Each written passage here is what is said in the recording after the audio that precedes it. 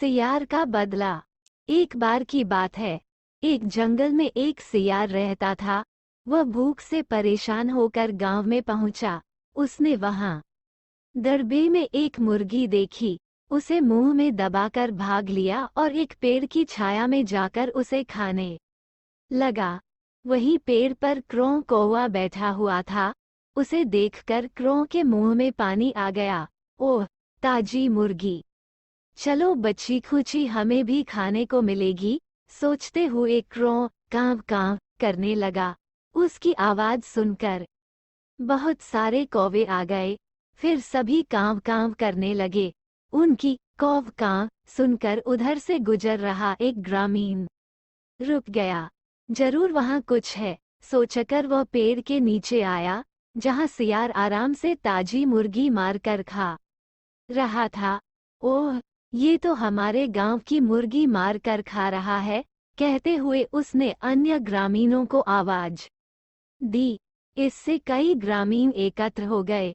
तब सबने मारपीट कर सियार को वहां से भगा दिया। सियार के जाते ही क्रों अपने साथियों के साथ मुर्गी की दावत उड़ाने लगा। ये देखकर सियार को बहुत गुस्सा आया। क्रों की वजह से उसका स्वादिष्ट खाना छूट गया था, जबकि क्रों अपने साथियों के साथ उसकी लाई हुई स्वादिष्ट मुर्गी खा रहा था। सियार ने क्रों और उसके अन्य साथियों से बदला लेने का मन बना लिया। इसे सबक सिखाना पड़ेगा। सियार को बदला लेने का मौका भी जल्दी ही मिल गया। हुआ यूं कि एक बार जमकर पानी बरसा। क्रों के घसले पानी से भीग गए। वे ठंड से कांपने लगे। तब सियार ने क्रों को देखकर कहा, क्रों भाई, तुम चाहो तो बरसात से बचने के लिए मेरी गुफा में रह सकते हो। अरे नहीं सियार भाई, इससे तुम्हें परेशानी होगी, क्रों ने कहा। काहे की परेशानी? मेरी गुफा बहुत बड़ी है, तुम सब आराम से रह सकते हो। क्रों ठंड से कांप रहा था, वह उसके साथी भी परेशान हो चुके थे। उन्होंने सियार की बात मान ली। सभी 30 कौए क्रों के साथ सियार की गुफा में रहने लगे। मगर एक रात अचानक 10 कौए कम पड़ गए।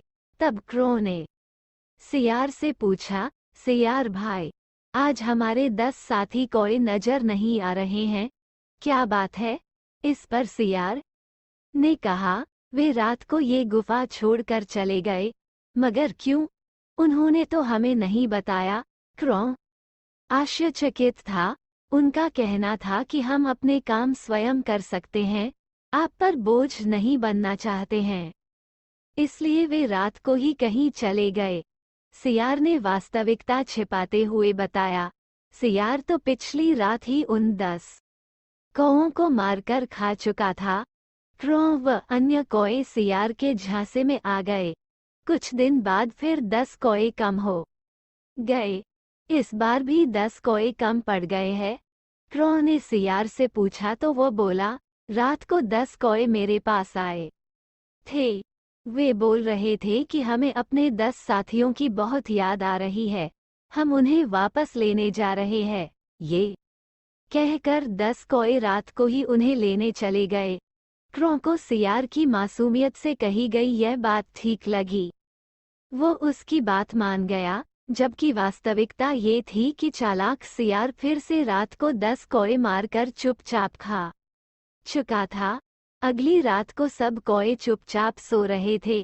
चालाक सियार ने उसी रात शेष बचे 10 कौओं को भी मार खाया।